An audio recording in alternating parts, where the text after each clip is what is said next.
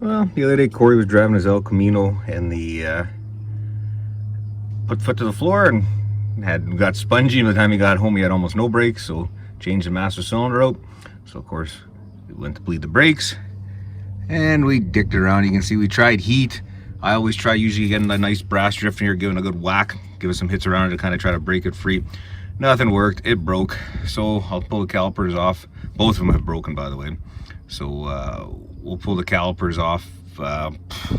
Sometimes I weld a nut to it. Sometimes I drill them out. Sometimes with a left-hand drill. If not, sometimes with an easy out. Everyone's kind of different, and you know, sometimes it works better, sometimes it doesn't. But I think we're gonna pull it apart and go from there. I mean, I'm gonna assume they're original calipers. There are GM numbers on them, so that way they keep original to the car. Someone's been in it before because like the ball joints and that, they've been changed. I'm assuming that's been riveted from the factory. So it's, you know, someone's done some work to this car. It's a 1980, so you know, you're dealing with a 43-year-old car. But yeah, so we'll pull the calipers off and we'll see how we're gonna get these old bleeders out. Just for someone's general knowledge, I'm positive these are 10 by 1.5s, the standard GMs.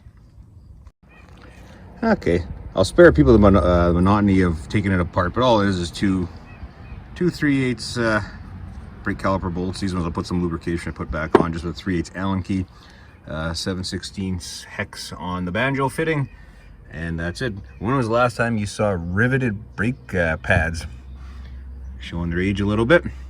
But yeah, so I think I'm gonna try. I think there's gas here in the welder. I'm gonna just try welding a nut on there. I'll either put a 3/8 or 7/16. It'll be 3/8 going there. Now I know I should be using not using zinc nuts. I know I generally have plated, non-plated ones around here, but I can't find them. So, but I'll try welding that a couple of times, and she should come off, and then put her back together. Generally, is because I'm lazy and cheap, I'll usually anneal the copper washers. Sometimes I've had luck not annealing them, and for the time it takes just to heat them up red hot, let them cool slowly, or dunk them in water, do your choice. What the heck's Darcy doing? And put her back together. If not, I'll even say I might even have new copper washers here. I'll take a look. But yeah, we'll get a nut welded on. Well, we just welded it. I forgot, it's a little ghetto. It's the welding, well, okay, a face mask, I guess, to get for the welding kit years ago.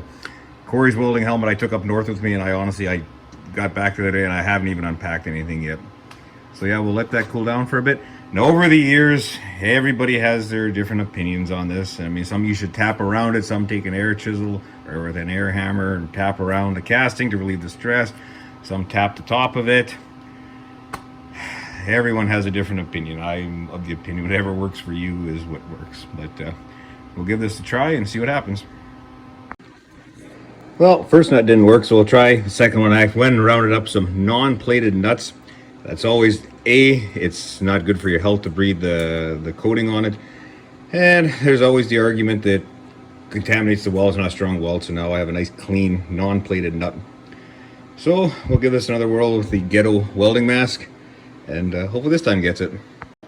Also, as a side note, as I'm letting it cool down, generally I like to put a washer underneath. As you can see here, it's not sitting on the bottom or sitting on the old part of the bleeder, so a washer is not necessary. Well, it would appear that the second time was the charm. Like I said, some people might say that it was to do with the non coated nut, which, I mean, I'll give a valid argument. I don't like to use coated nuts. I was lazy. But crap, she was tight. So I let it cool down completely, but look at the rust in there. Oh, that's not a good photo. There you go. So what we'll do is we'll blow it out good. We'll re-tap it, and then we'll make sure obviously the fluid goes out, up, where how it's supposed to do. And if anybody's wondering how hot it is, I might got gloves on, but I can lay my hands here, so I mean, it's nothing.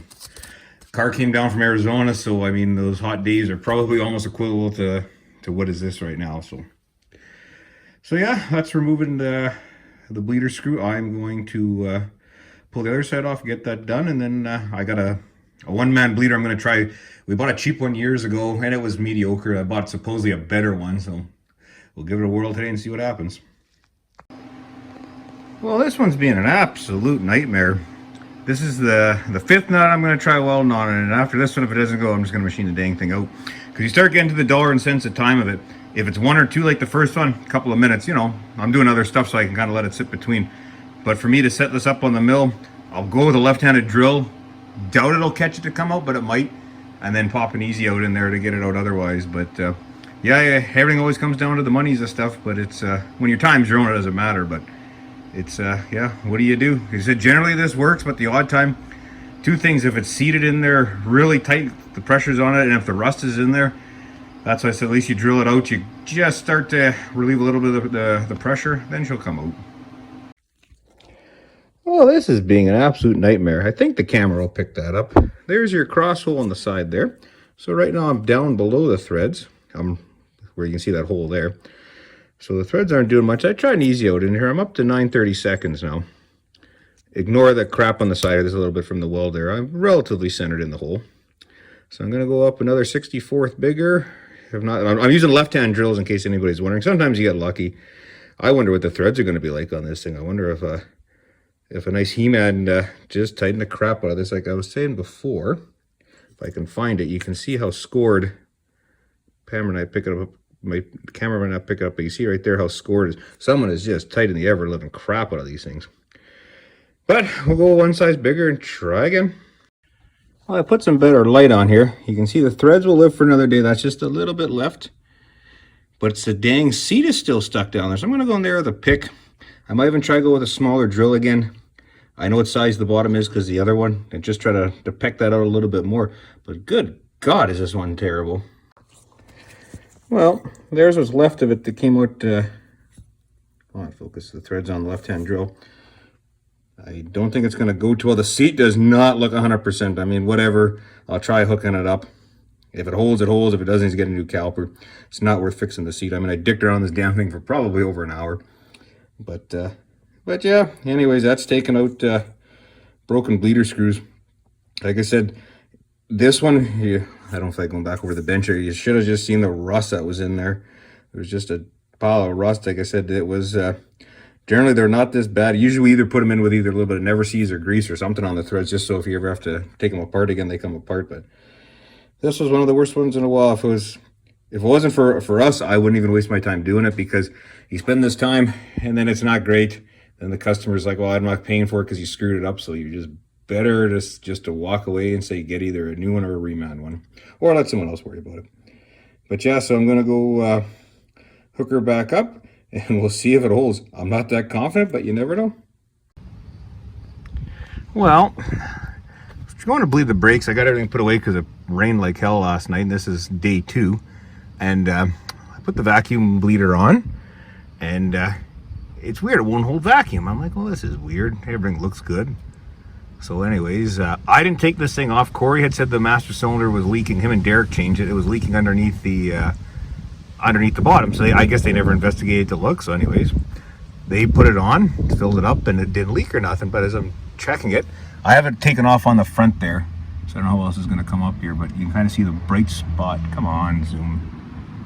Let's see, I'll try again. Right there. I'll point my finger here. Anyways, that was rubbing on the control arm because someone had changed part of the brake line on this before. So anyways, under pressure or under vacuum would cause a leak, because when I was just going to bleed it, Cory had come home later on, he said, we'll bleed it manually because I couldn't get the vacuum to work. Anyways, it was coming down here. So we got looking, and sure as shit there, it's leaking. So I'm just in the process of changing the line right now. But yeah, so yeah, good time. So the master cylinder probably wasn't shot. It was just a broken line. So I'm going to blame those two guys because I had nothing to do with that. I was just going to remove a couple of broken bleeder screws and bleed the brakes. But in the process of changing the line right now. So... hopefully the time I get this done, Cory will be home. He can give me a hand, or he can even bleed the brakes. But hopefully this is the end of the saga. And these damn things have the proportioning valve underneath here right against the frame, which is just lovely to get to because it gets full of junk and shit from the road. But anyways, that's a lovely design. I'll see if the video picks it up. You should be able to see the culprit right there.